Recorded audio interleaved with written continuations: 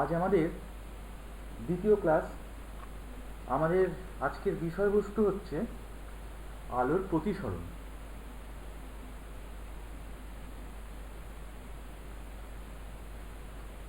প্রতিসরণ একটা আলোকীয় ঘটনা। তোমরা আলোর প্রতিসরণ সম্পর্কে জানো যে যদি দুটো মাধ্যম থাকে, ধরো আলোকীয় মাধ্যম যদি দুটো থাকে, আলোকীয় মাধ্যম বলতে যে মাধ্যমের মধ্যে দিয়ে আলো চলাচল করতে পারে সেই মাধ্যমকে আমরা বলছি আলোকীয় মাধ্যম। যেমন ধরো জল, বাতাস, এ সমস্ত হচ্ছে আলোকীয় মাধ্যম। তো সাধারণত এক একটা মাধ্যমে আলোর গতিবেগ এক এক রকমের হয়, অর্থাৎ বিভিন্ন মাধ্যমে আলোর গতিবেগ কিন্তু ভিন্ন ভিন্ন হয়। এই জন্য হয় কি যে একটা ঘটনা লক্ষ্য করা যায়। ধরো তুমি একটা এরকম একটা গ্লাস নিয়েছো, গ্লাসের মধ্যে কিছুটা জল আছে।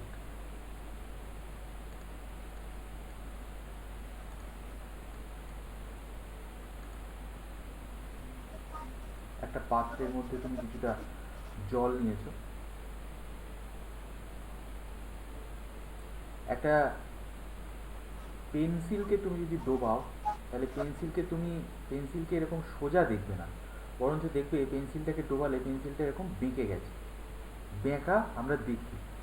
এর কারণ হচ্ছে এই আলোর প্রতিসরণ। আমরা একটা জিনিস দেখে নিই যে ধরো দুটো মাধ্যম রয়েছে।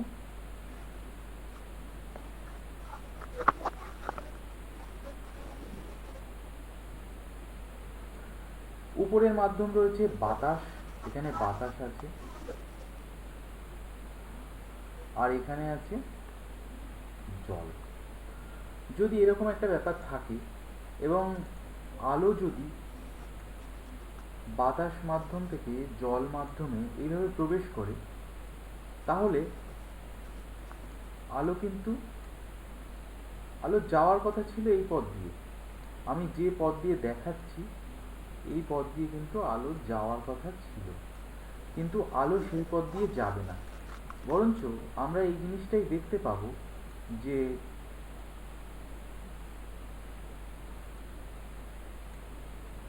এটাকে আমরা বলছি অভিলম্ব। আচ্ছা, তোমরা কি জানো অভিলম্বটা একটু বেঁকা হয়ে গেল?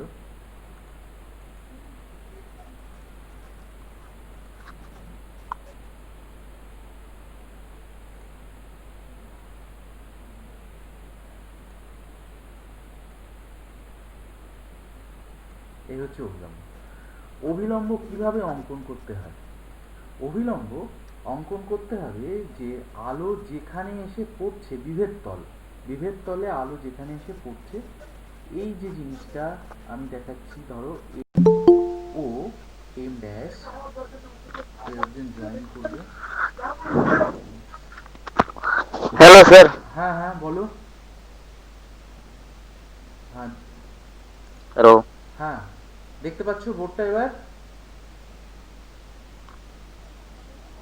দেখো, আলো এই যে বিভেদ তলের উপরে এসে পড়ছে, এই বিভেদ তলটা কিসের? না, ওপরে রয়েছে বাতাস এবং নিচে রয়েছে জল, অর্থাৎ এম ও এম ড্যাশ হচ্ছে জল এবং বাতাসের মধ্যেকার বিভেদ তল। আলো যদি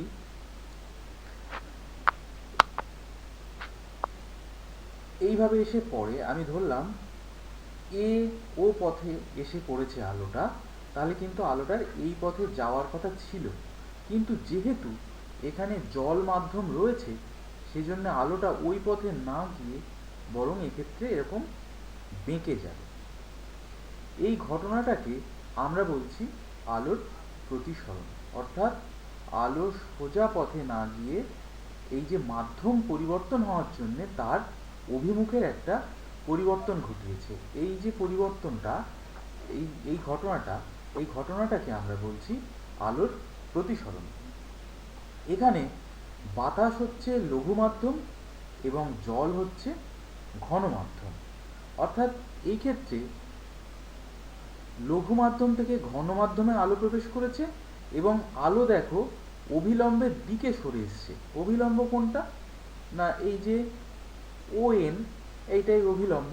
তো অভিলম্বের দিকে সরে এসছে। আলোটা যাওয়ার কথা ছিল এ ও ধরো সি পথে, কিন্তু আলোটা তা না হয়ে গেছে এ ও টি পথে। অর্থাৎ আলোটা এই দিকে সরে এসছে একটুখানি, অর্থাৎ অভিলম্বের দিকে সরে এসছে। তাহলে আমরা একটা জিনিস দেখলাম, যখন আলো লঘু মাধ্যম থেকে ঘন মাধ্যমে এসে প্রবেশ করে তখন আলো কিন্তু অভিলম্বের দিকে সরে আসে। এখানে আরেকটা ব্যাপার রয়েছে, সেটা হচ্ছে কোনটাকে কি বলে। অর্থাৎ এখানে এই যে আলো এসে পড়লো যে কোণটা, এই যে এইটাকে আমরা বলছি আপতন কোণ। আর আলোর প্রতিসরণ হওয়ার ফলে অভিলম্বের সঙ্গে যে কোণটা উৎপন্ন করলো, অর্থাৎ এই কোণটা, এটাকে আমরা বলছি আর কোণ, বা এটাকে আমরা বলছি প্রতিসরণ কোণ। কিন্তু আলোর কিন্তু যাওয়ার কথা ছিল এই পথ দিয়ে, অর্থাৎ কতটা সরেছে না এতটা সরে গেছে। এই যে কোণটা, এইটাকে বলছি অ্যাঙ্গেল অফ ডিভিয়েশন বা চ্যুতি কোণ। অর্থাৎ তাহলে কি কি আমরা পেলাম এইখানে? কোণ এ ও এন সমান সমান আই, এটা হচ্ছে আপতন কোণ। আপতন কোণ, কোণ এইখানে একটা নাম দিই এন ড্যাশ,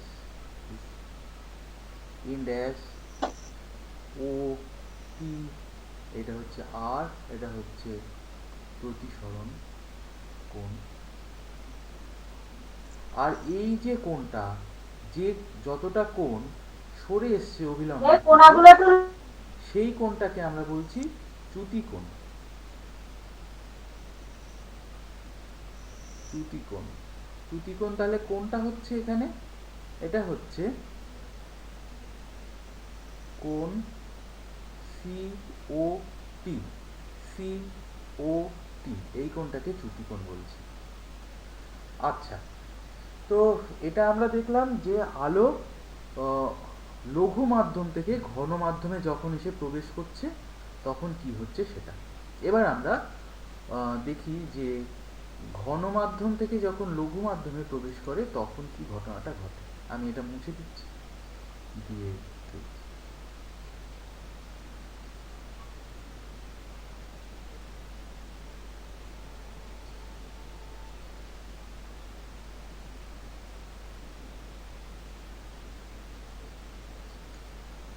এবার ধরো আমরা আরেকটা একই রকম ছবি, ধরো এইবারে এখানে এইখানে রয়েছে কাঁচ,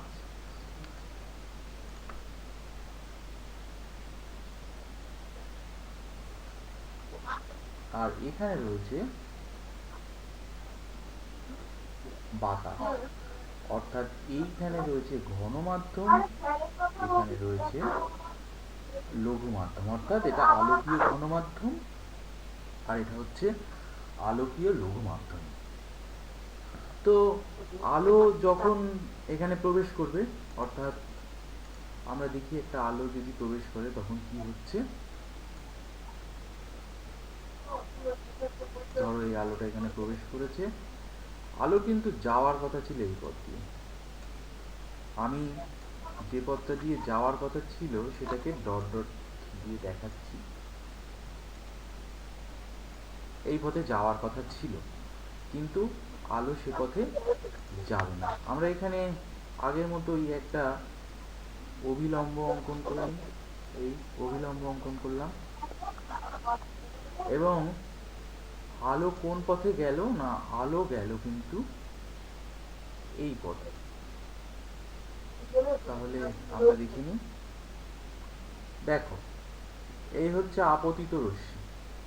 আমরা নাম দিই, এইখানটাকে ও নাম দিলাম, এন এন ড্যাশ, অর্থাৎ অভিলম্ব হচ্ছে এন ও এন ড্যাশ, এম ও এম ড্যাশ হচ্ছে বিভেদ তল, এখানে কাঁচ এবং বাতাসের বিভেদ তল। এই হচ্ছে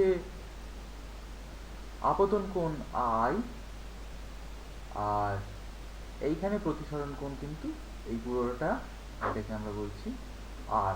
এখানে দেখো, যখন কাঁচ মাধ্যম অর্থাৎ ঘন মাধ্যম থেকে লঘু মাধ্যমে প্রবেশ করেছে, তখন আলোক রশ্মি কিন্তু অভিলম্বের, এই যে অভিলম্ব এন ও এন ড্যাশ, এই এন ও এন ড্যাশের থেকে বরঞ্চ দূরের দিকে সরে গেছে, অর্থাৎ অভিলম্বের থেকে দূরে সরে যাচ্ছে।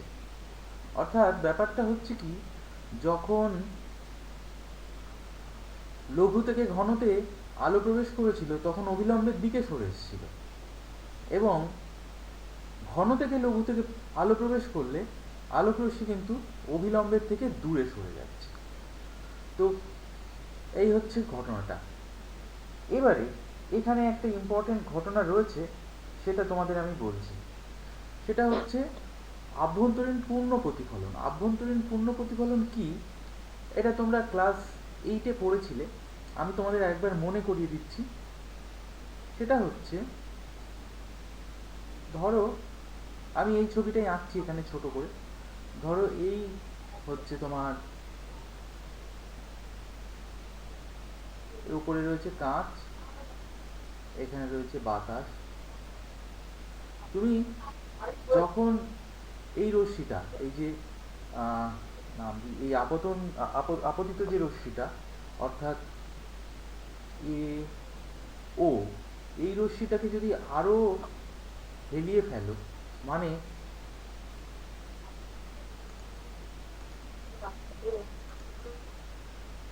এই আপতন কোণটা যদি আরো বড় হয়, অর্থাৎ আলোটা যদি আরো তির্যকভাবে পড়ে, তখন কিন্তু আলোটা অভিলম্বের থেকে আরো দূরের দিকে সরে যাবে। এইভাবে যেতে যেতে কোনো একটা নির্দিষ্ট এই আপতন কোণের জন্যে হবে কি, এই যে প্রতিসৃত যে রশ্মিটি, এটা বিভেদ তল ঘেঁষে বেরিয়ে যাবে, অর্থাৎ বিভেদ তল বরাবর যাবে। তখন মানে যে আপতন কোণের জন্যে প্রতিসৃত রশ্মিটি দুটি মাধ্যমের বিভেদ তল বরাবর যাবে, সেই যে আপতন কোণ, সেটাকে আমরা বলছি সংকট কোণ বা ক্রিটিক্যাল অ্যাঙ্গেল। এইটাকে তখন, এই আপতন কোণটাকে তখন আমরা বলবো সংকট কোণ, সংকট কোণ বা ক্রিটিক্যাল অ্যাঙ্গেল। এরপরে হয় কি, যখন আলো সংকট কোণের চাইতেও আরো তির্যকভাবে পড়বে, যদি পড়ে, আরো সংকট কোণ অপেক্ষা বেশি কোণে যখন পড়ে, তখন আলো কিন্তু এই দ্বিতীয় মাধ্যমে আর প্রবেশ করবে না, আলো তখন সরাসরি প্রথম মাধ্যমে আবার ফিরে যাবে। এই যে ঘটনাটা, আলো ঘন মাধ্যম থেকে লঘু মাধ্যমে যদি সংকট কোণের চাইতে বেশি কোণে আপতিত হয়, সেক্ষেত্রে আলো কিন্তু প্রথম মাধ্যমেই আবার ফিরে যাবে। এই ঘটনাটাকে আমরা বলছি তখন আভ্যন্তরীণ পূর্ণ প্রতিফলন।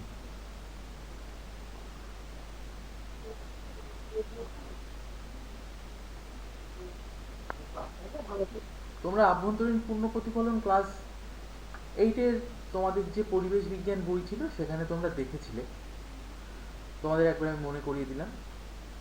আচ্ছা, এবারে এই ক্ষেত্রে অ্যাঙ্গেল অফ ডেভিয়েশন কত আমরা বের করি। এই ক্ষেত্রে দেখো, যাওয়ার কথা ছিল, আলোক রশ্মিটির যাওয়ার কথা ছিল কোথা থেকে না, আমি এখানে নাম দিই একটা, তাহলে বুঝতে পারবে। এ বি, এখানে নাম দিলাম সি। দেখো, এ থেকে ওতে পড়েছে আলো। একটি সমস্ত অবস্থা মাধ্যমে গতিতে ভিন্নগুলি অপর একটি সমস্ত হ্যালো হ্যালো, কারো বুঝতে অসুবিধা হচ্ছে? স্যার না।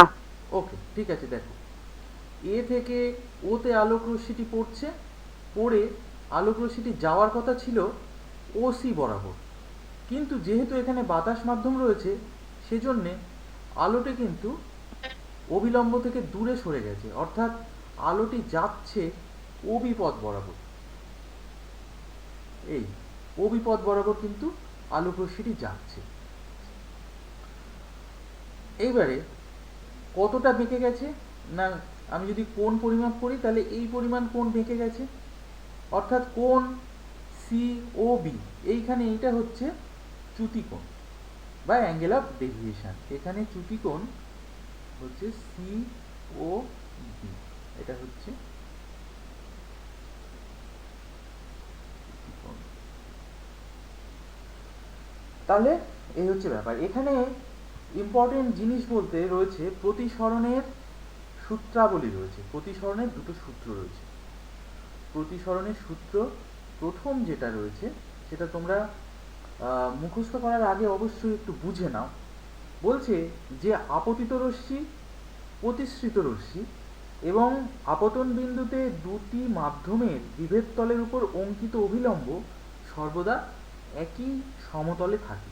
অর্থাৎ আমরা যদি একটু দেখে নিই জিনিসটা, বলছি কি আপতিত রশ্মি, অর্থাৎ আপতিত রশ্মি এখানে কি রয়েছে না ও এ আপতিত রশ্মি। প্রতিসৃত রশ্মি, প্রতিসৃত রশ্মি হচ্ছে ওবি এবং অঙ্কিত অভিলম্ব অর্থাৎ এন ও এন ড্যাশ, এই যে সরলরেখা, অর্থাৎ এ ও আপতিত রশ্মি, ওবি প্রতিসৃত রশ্মি এবং বিভেদ তলের উপর অঙ্কিত অভিলম্ব অর্থাৎ এন ও এন ড্যাশ, এরা সবসময় একই সমতলে থাকবে, অর্থাৎ একই প্লেনে থাকবে। অর্থাৎ তুমি যদি একটা কাগজের উপরে কিছু জিনিস রাখো, মানে কিছু লাইন টানো, তারা যেরকম একই সমতলে থাকে এরাও সেরকম একই সমতলে থাকবে, কেউ কারোর কেউ উঁচু নিচু থাকবে না, এরকমই ব্যাপারটা। তো অর্থাৎ ওই কাগজের যে প্লেনটা সেই প্লেনটার উপরেই বা সেই তলটার উপরেই থাকবে, এরকমভাবেই থাকে তারা। তো সেটা হচ্ছে আলোর প্রতিসরণের প্রথম সূত্র। দ্বিতীয় সূত্র হচ্ছে দুটি নির্দিষ্ট মাধ্যমে ও নির্দিষ্ট বর্ণের আলোর ক্ষেত্রে আপতন কোণের সাইন এবং প্রতিসরণ কোণের সাইনের অনুপাত সর্বদা ধ্রুবক হয়। কীরকম ব্যাপার, এখানে আমরা কাঁচ নিয়েছি একটা মাধ্যম এবং বাতাস নিয়েছি একটা মাধ্যম। এখানে আলো ঘন মাধ্যম থেকে লঘু মাধ্যমে প্রবেশ করছে এবং আই হচ্ছে এখানে আপতন কোণ এবং আর হচ্ছে এখানে প্রতিসরণ কোণ। দ্বিতীয় সূত্র যেটা রয়েছে সেখানে বলা হচ্ছে যে আপতন কোণের সাইন, অর্থাৎ তোমরা তো সাইন শিখেছো ত্রিকোণমিতিতে, আপতন কোণের সাইন ডিভাইডেড বাই প্রতিসরণ কোণের সাইন, অর্থাৎ sine I divided by sine R, এইটা সবসময় ধ্রুবক থাকবে। ধ্রুবক মানে এর কোনো পরিবর্তন হবে না। পরিবর্তন হবে না কখন না, পরিবর্তন না হওয়ার জন্যে দুখানা কথা বলা আছে স্পষ্টভাবে। প্রথম কথাটা হচ্ছে তুমি যে দুটো মাধ্যম চুজ করেছো, নিয়েছো, এই দুটো মাধ্যমের তুমি কোনো রকম পরিবর্তন করবে না, অর্থাৎ কাঁচ মাধ্যম এবং বাতাস মাধ্যমই থাকবে। তুমি যদি কাঁচের বদলে এখানে জল নাও তাহলে কিন্তু এই জিনিসটা অন্যরকম হয়ে যাবে, অর্থাৎ সেই ক্ষেত্রে কিন্তু আইটা ধরো তুমি একই রাখলে কিন্তু আরটা কিন্তু সেক্ষেত্রে চেঞ্জ হয়ে যাবে, সেক্ষেত্রে পরিবর্তন হয়ে যাবে। এইখানে যেমন আমি সবুজ আলো ব্যবহার করেছি তোমাদের দেখানোর জন্য, সবুজ আলোর বদলে যদি আমি অন্য একটা রং নিতাম, ধরো আমি এরকম একটা রং নিয়েছি, সেই ক্ষেত্রে এই আলোটাও যদি এরকম একটা কোণে এসে পড়তো তাহলে এর সমান্তরাল না গিয়ে বরঞ্চ অন্য রকমভাবে এরকমভাবে চলে যেতে পারত। অর্থাৎ যেহেতু আলোর রং পরিবর্তন করেছি, আলোর রং পরিবর্তন করলেও কিন্তু এই সাইন আই বাই সাইন আর এই সূত্রটা মিলবে না। সেই জন্যে বলা হচ্ছে যে দুটি নির্দিষ্ট মাধ্যমে নির্দিষ্ট কোনো একটি বর্ণের আলোর ক্ষেত্রে আপতন কোণের সাইন এবং প্রতিসরণ কোণের সাইন, এই দুটো জিনিস কিন্তু সবসময় ধ্রুবক থাকে। এইবারে এখানে একটা ইম্পর্টেন্ট জিনিস রয়েছে, এই যে সেকেন্ড যে লটা আমরা সেকেন্ড যে সূত্রটা দেখলাম এখান থেকে আসে ব্যাপারটা, সেটা হচ্ছে sine I divided by sine R, এইটাকে আমরা বলছি মিউ বা এটাকে আমরা বলছি প্রতিসারাঙ্ক। আর এইটাকে, এই যে সূত্রটা প্রতিসারাঙ্ক বা রিফ্র্যাক্টিভ ইন্ডেক্স,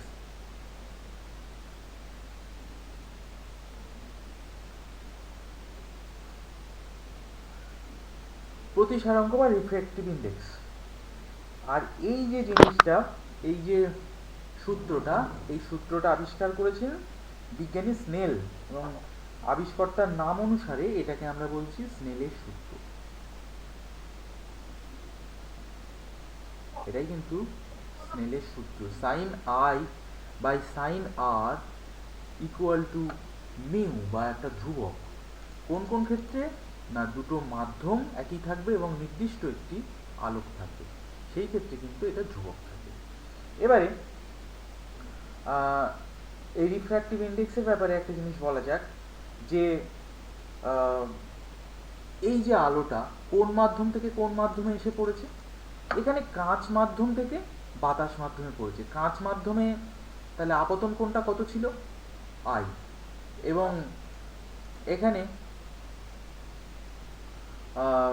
কাঁচ মাধ্যমে আপতন কোণ ছিল আই, এবং বাতাস মাধ্যমে এসে প্রতিসরণ যে কোণ সেটা আমরা পেয়েছি আর। তাহলে sine I by sine R equal to mu, এটা পেলাম। এই মিউটাকে আমরা বলছি প্রথম মাধ্যমের সাপেক্ষে দ্বিতীয় মাধ্যমের প্রতিসারাঙ্ক। প্রথম মাধ্যমের সাপেক্ষে দ্বিতীয় মাধ্যমের প্রতিসারাঙ্ক, অর্থাৎ যে মাধ্যমের সাপেক্ষে হবে সেই মাধ্যমটাকে কিন্তু আমরা উপরে রাখবো। অথবা এই জিনিসটাকে এরকম ভাবেও কিন্তু আমরা লিখি, অনেক সময় মিউটাকে এইভাবে লেখা হয় যে দিস মিউ, আমরা এরকম ভাবে লিখি মিউ। এখানটায় ওপরে কাঁচ মাধ্যম ছিল গ্লাস, আর বাতাস মাধ্যম এয়ার। এইরকম যদি থাকে জিনিসটা, তাহলে তোমরা বুঝবে যে কাঁচ মাধ্যমের সাপেক্ষে বাতাস মাধ্যমের বাতাস মাধ্যমের প্রতিসারাঙ্কের কথা বলা হয়েছে। পরম প্রতিসারাঙ্ক কাকে বলে? না, পরম প্রতিসারাঙ্ক হচ্ছে যদি বাতাস মাধ্যম বা শূন্য মাধ্যমের সাপেক্ষে কোনো মাধ্যমের প্রতিসারাঙ্ক নির্ণয় করা হয়, তখন তাকে আমরা বলছি পরম প্রতিসারাঙ্ক। এখানে একটা উদাহরণ আমি দিচ্ছি। হলুদ বর্ণের আলোর ক্ষেত্রে, হলুদ বর্ণের আলো তুমি একটা নিয়েছো, ধরো ধরো আমি তোমাদের ছবিটা দেখাচ্ছি কিরকম হতে পারে। ধরো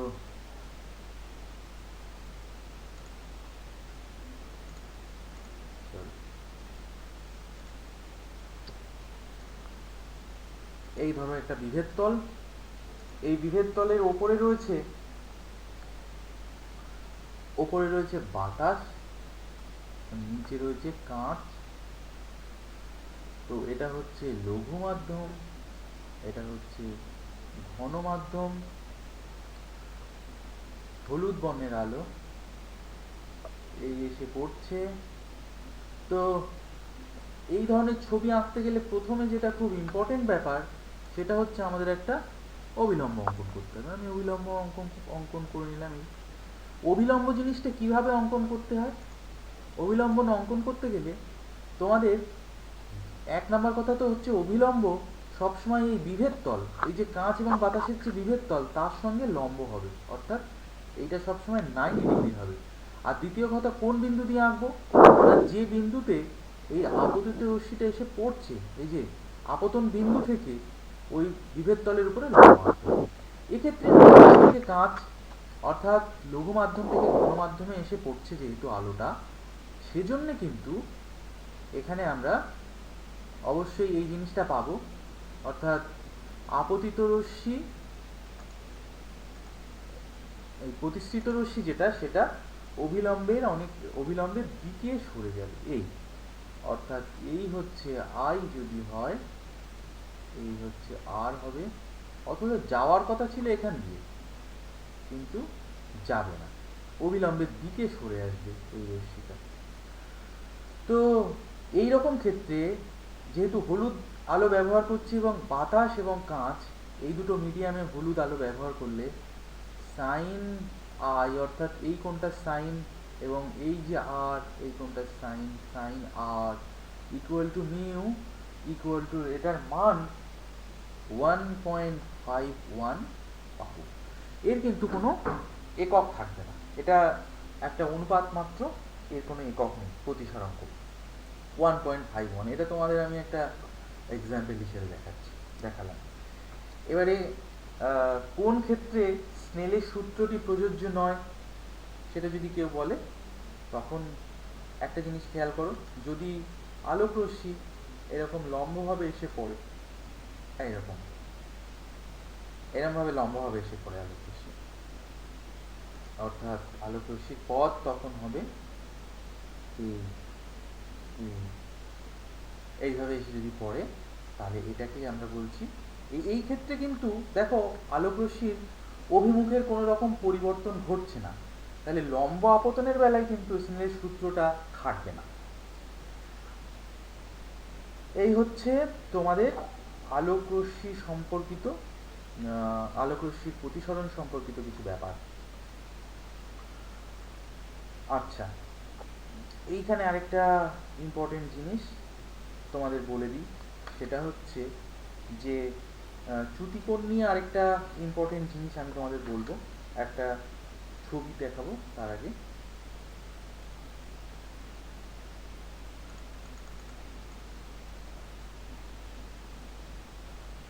ধরো আমি একটা ছবি আঁকছি, এই ছবিটাই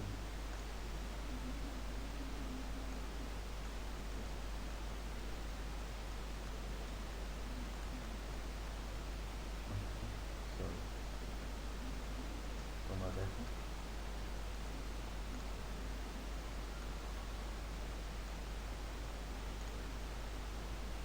এই আমি অভিলম্ব আঁকলাম, এই ধরো এই সবুজ রঙের একটা আলো এসে পড়ছে এখানে,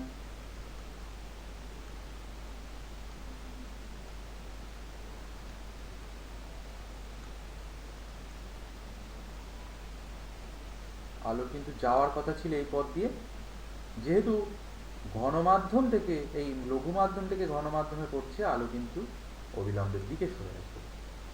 তাহলে আমরা একটুখানি দেখি, এই আলো গেল, এই পথ দিয়ে যাওয়ার কথা ছিল কিন্তু যাবে না, তাহলে এইটা হচ্ছে আই, এটা হচ্ছে আর আপতন কোণ, প্রতিসরণ কোণ, আর এটা হচ্ছে চ্যুতিকোণ। আমরা চ্যুতিকোণের এক্সপ্রেশনটা বের করব। দেখো তোমরা খেয়াল করে, আমি নামকরণ করি A O B C N O N dash. তাহলে আপতন কোণ কি আছে? আপতন কোণ সমান সমান রয়েছে এ ও এন সমান সমান আই, প্রতিসরণ কোণ রয়েছে তোমার এন ড্যাশ ও বি সমান সমান আর, এবং চ্যুতিকোণ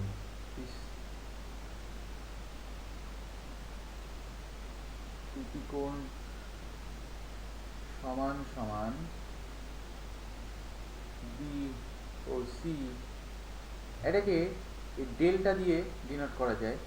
এখন একটা জিনিস খেয়াল করে দেখো, যে এই আই, কোণ আই অর্থাৎ এ ও এন সমান সমান আমরা বলতে পারি এন ড্যাশ ও সি, কারণ এইটা একটা বিপ্রতীপ কোণ। এই দেখো এই কোণটা, এই যে এ ও এন এই কোণটা, আর এন ড্যাশ ও সি অর্থাৎ এই যে পুরো কোণটা, এটা হচ্ছে একটা বিপ্রতীপ কোণ, অর্থাৎ এই আই সমান সমান কিন্তু এই পুরো অ্যাঙ্গেলটা হবে। তাহলে এটা সমান সমান আমরা একটা কাজ করতে পারি, এই এটা সমান সমান আমরা লিখতে পারি,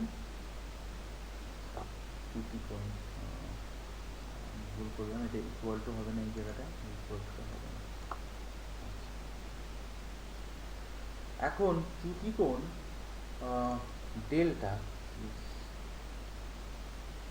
ডেল্টা সমান সমান আমরা বলতে পারি angle N dash O C minus angle N dash O B সমান এ ও এন সমান সমান আমরা আই লিখতে পারি, দিস আই, এবং এন ড্যাশ ও বি সমান সমান আর, অর্থাৎ আমরা পেলাম অ্যাঙ্গেল অফ ডেভিয়েশন বা চ্যুতিকোণ সমান সমান I minus R. Very important relation, আমরা মনে রাখবো। বেশ, এখন তোমরা বলতে পারো যে এই প্রতিসরণ কেন ঘটে। এই ব্যাপারে জানতে গেলে তোমাদের যেটা জানতে হবে সেটা হচ্ছে আলো হচ্ছে প্রকৃতপক্ষে ইলেকট্রোম্যাগনেটিক ওয়েভ বা তড়িৎ চুম্বকীয় তরঙ্গ। যেরকম বেতার তরঙ্গ বা রেডিওর তরঙ্গ, টেলিভিশনের তরঙ্গ, বা তোমাদের যে মোবাইল ফোন ইউজ করছো সেই মোবাইল ফোনের যে তরঙ্গ, সেরকম আলো কিন্তু তড়িৎ চুম্বকীয় তরঙ্গ। তো এই তড়িৎ চুম্বকীয় তরঙ্গ যখন কোনো একটা মাধ্যমে প্রবেশ করে, তখন সেই মাধ্যমের সাথে একটা ইন্টারঅ্যাকশানের জন্য এই আলোর অভিমুখ পরিবর্তন করে। এটা প্রকৃত কারণ জানতে গেলে তোমাদের ভৌত আলোক বিজ্ঞান, বা যেখানে আলোকে তরঙ্গ হিসাবে দেখানো হয়েছে, দেখিয়ে সমস্ত ঘটনাগুলিকে ব্যাখ্যা করা হয়েছে, সেই আলোক বিজ্ঞান তোমাদের পড়তে হবে। পরবর্তীকালে তোমরা এটা পড়বে। এবারে আমরা একটা প্রতিসরণের জন্যে কিছু ঘটনা আমরা দেখব। প্রতিসরণের জন্য কি কি ঘটনা হতে পারে না, দেখো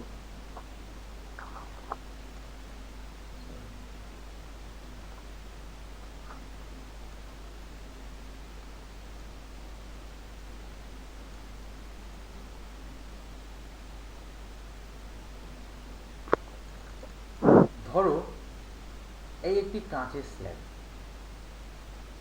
কাঁচের স্ল্যাবের নামকরণ করি এবার আমি। ধরো এর নাম দিলাম ডাব্লিউ এক্স ওয়াই জেড। এই একটি কাঁচের স্ল্যাব। এইখানে রয়েছে বাতাস মাধ্যম, এইটা রয়েছে কাঁচ মাধ্যম। তোমরা নিশ্চয়ই বুঝতে পারছো যে বাতাস মাধ্যম হচ্ছে আলোকীয় লঘু মাধ্যম এবং কাঁচ মাধ্যম হচ্ছে আলোকীয় ঘন মাধ্যম। এখানে নামকরণ করি, এ ও, আচ্ছা এইখানে এটা এন থেকে আমরা এটা এন ড্যাশ,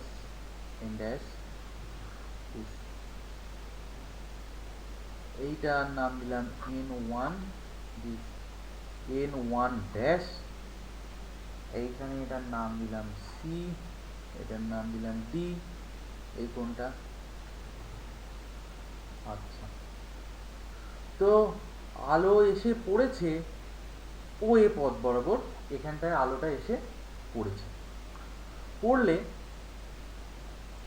আলো ও এ থেকে প্রতিসৃত হয়ে আলো কিন্তু এই সবুজ পথ বরাবর এসছে, এসে বি বিন্দুতে এসে পৌঁছেছে, অর্থাৎ ও এতে পড়ে ও বি পথ বরাবর এসছে। কারণ এইখানে লঘু মাধ্যম থেকে ঘন মাধ্যমে যেহেতু প্রবেশ করেছে, আলো কিন্তু এই অভিলম্বের দিকে সরে এসছে আলোটা। এবার এসে বি বিন্দুতে যখন পড়েছে, আবার কিন্তু এইখানে কাঁচের থেকে বাতাসে গেছে, অর্থাৎ ঘন মাধ্যম থেকে লঘু মাধ্যমে গেছে। সেজন্য কিন্তু আলো কিন্তু আর এই পথ বরাবর যায়নি, যাওয়ার কথা ছিল এখান দিয়ে, কিন্তু যায়নি, বরঞ্চ ও বেঁকে গিয়ে তোমার অবিলম্বের থেকে দূরে সরে গেছে, অর্থাৎ বিসি পথে কিন্তু ও গেছে। তো আমরা এখানে দেখব যে এইরকম একটা কাঁচের স্ল্যাব যদি থাকে, সেক্ষেত্রে কেবলমাত্র আলোক রশ্মির পার্শ্বীয় প্রতিসরণ ঘটে, অর্থাৎ এই দেখো এখানে কোনো চ্যুতি হয়নি, বরঞ্চ এই যে ও এ ডি পথে যে আলোটা এসছে, প্রতিসৃত রশ্মিটাও কিন্তু তারই সমান্তরাল গেছে, অর্থাৎ লাইন বিসি এবং লাইন ও ডি এরা কিন্তু পরস্পরের সমান্তরাল হবে, অর্থাৎ লাইন বিসি এবং লাইন ওডি সমান্তরাল হবে, অর্থাৎ এখানে কোনো চ্যুতি ঘটেনি, বরঞ্চ ঘটেছে সেটা হচ্ছে পার্শ্বীয় সরণ। আমরা সেটা প্রুভ করব। দেখো, প্রথমে আমরা এখানে কিন্তু সরাসরি স্নেলের সূত্রকে কাজে লাগিয়ে এটা করব। সেটা হচ্ছে, ধরো ও বিন্দুতে, এই যে ও বিন্দু, ওখানে যদি স্নেলের সূত্রটা আমরা প্রয়োগ করি, এইখানে ধরো দিস I1, এইটা হচ্ছে আমরা নিচ্ছি R1, এই অ্যাঙ্গেলটা R1, এইখানে এই অ্যাঙ্গেলটাকে আমরা বলছি R2, অ্যান্ড এই অ্যাঙ্গেলটাকে বলছি আমরা I2। তাহলে স্নেলের সূত্র অনুসারে আমরা বলতে পারি যে sign I1 divided by sign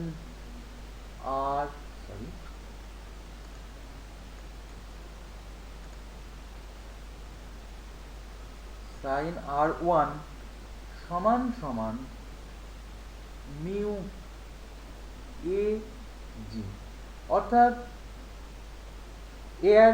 এয়ারের রেসপেক্টে glass, অর্থাৎ বাতাসের সাপেক্ষে কাঁচের প্রতিসারাঙ্ক, সেটা হচ্ছে sign I1 divided by sine R1, অর্থাৎ মিউ জি, এইটা। এবারে আমি যদি এইখানে এই যে প্রতিসরণটা ঘটেছে, অর্থাৎ ও বি এইখানে এই বিন্দুতে এসে পড়েছে, পড়ে বিসি বরাবর গেছে, এখানে তাহলে আপতন কোণ রয়েছে R2 এবং প্রতিসরণ কোণ রয়েছে I2। তাহলে আমি যদি এখানে লিখি যে sine R2 divided by sine I2 equal to mu G A, তার কারণ এইখানে যেহেতু কাঁচ মাধ্যম থেকে, এখানে দেখো কাঁচ মাধ্যম থেকে বায়ু মাধ্যমে প্রবেশ করেছে, সেই জন্য কিন্তু এই যে মিউটা বেরোলো, সেখানে কিন্তু বেরোলো সেটা কাঁচ মাধ্যম সাপেক্ষে বায়ু মাধ্যমের প্রতিসরাঙ্ক। এইখানে একটা জিনিস আমি তোমাদের বলে দিই, যে অবশ্যই এই জিনিসটা মনে রাখবে যে ধরো sign I1 divided by sine R1, এই যে এইখান থেকে এই জিনিসটা আমি লিখলাম, ইস ইকুয়াল টু আমি পেয়েছিলাম এ মিউ জি। তো এইটা কিন্তু আমরা অন্যরকম, আমরা যদি একটা কাজ করি, যে এটা পেয়েছিলাম আমরা বাতাস মাধ্যম সাপেক্ষে কাঁচ মাধ্যমের প্রতিসারাঙ্ক, আমরা যদি এইটা লিখি যে মিউ জি এ, এই জিনিসটা মানে কিন্তু আমরা লিখতে পারি এ মিউ জি, অর্থাৎ কাঁচ মাধ্যম সাপেক্ষে বাতাস মাধ্যমের প্রতিসারাঙ্ক, সেটা হচ্ছে বাতাস মাধ্যম সাপেক্ষে কাঁচ মাধ্যম যে প্রতিসারাঙ্ক তার অনন্য, অর্থাৎ এইখানে এই জিনিসটাকে এক দিয়ে ভাগ করলে এই যে ইন্ডেক্সগুলো, এটা কিন্তু চেঞ্জ হয়ে যায়, এটা তোমাদের মনে রাখতে হবে। সেই জিনিসটা কিন্তু এখানে আমরা ব্যবহার করেছি। দেখো এখানে আমরা লিখছি যে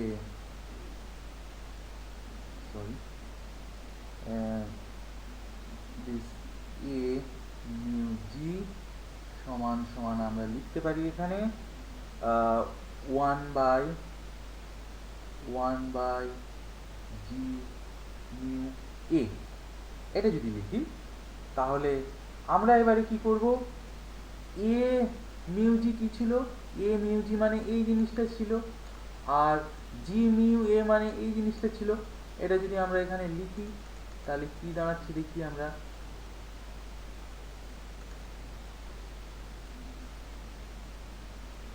এখানে দাঁড়াবে যে সাইন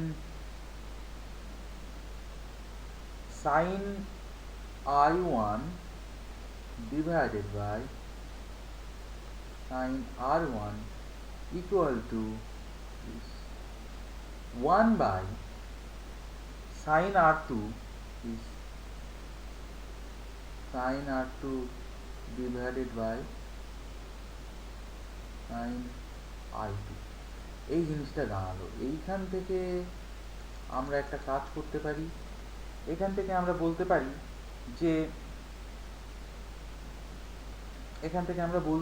যে সাইন, এটাকে আমরা যদি করি sine I1 divided by sine R1 equal to, এটা উল্টে যাবে, তার মানে হবে sine I2 equal to divided by sine R2।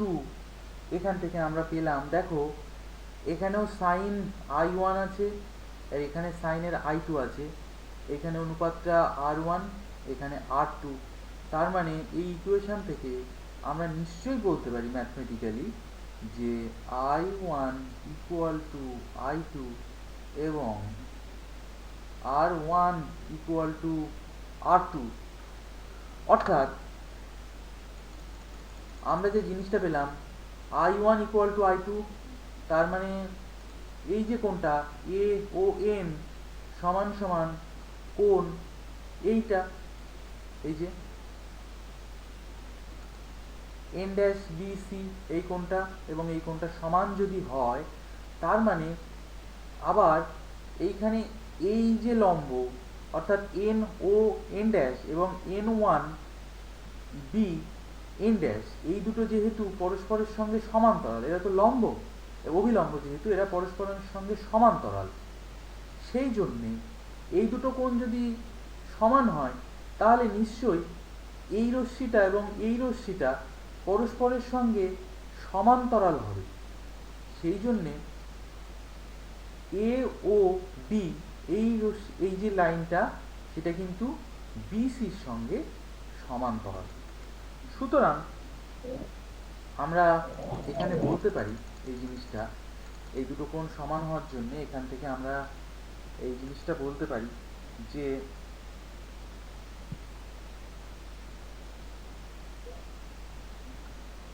এখানে x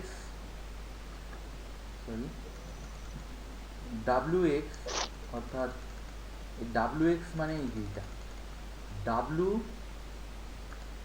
wx এবং zy, এরা তো পরস্পরের সমান্তরাল, কাঁচের স্ল্যাব নেওয়া হয়েছে, এরা পরস্পরের সমান্তরাল এবং তাদের উপরে লম্ব এই অভিলম্বটা এবং এই অভিলম্ব, তাহলে এরা এই দুটো যদি সমান্তরাল হয় তাহলে এই অভিলম্ব দুটো নিশ্চয়ই সমান্তরাল হবে। সেইখান থেকে আমরা বলতে পারি যে wx এবং zy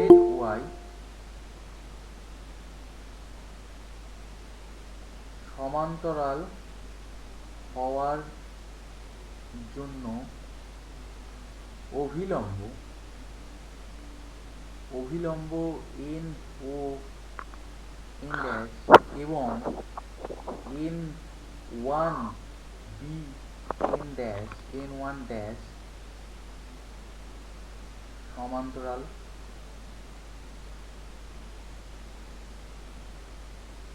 সুতরাং আমরা এখানে বলতে পারি যে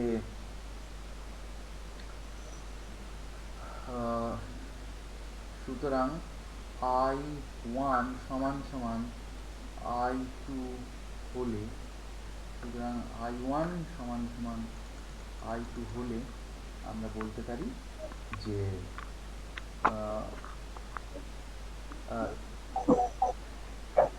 এ ও বি সরলরেখা এবং বিসি সরলরেখা।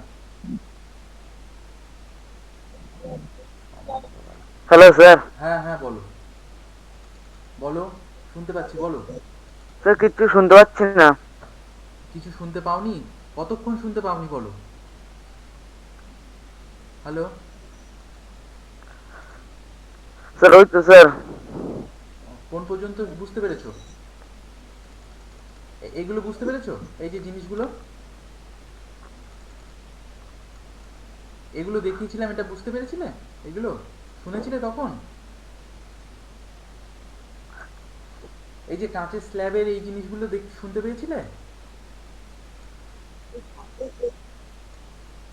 আচ্ছা। স্যার হ্যাঁ স্যার,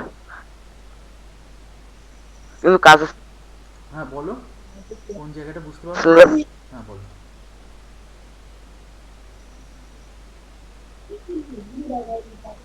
স্যার ওই তো স্যার, আপনি যখন প্রমাণ করছিলেন ওখান থেকে শুনতে পাইনি। আচ্ছা তাহলে কি প্রমাণটা আরেকবার বলবো আমি? প্রমাণটা একবার বলছি, দাঁড়া।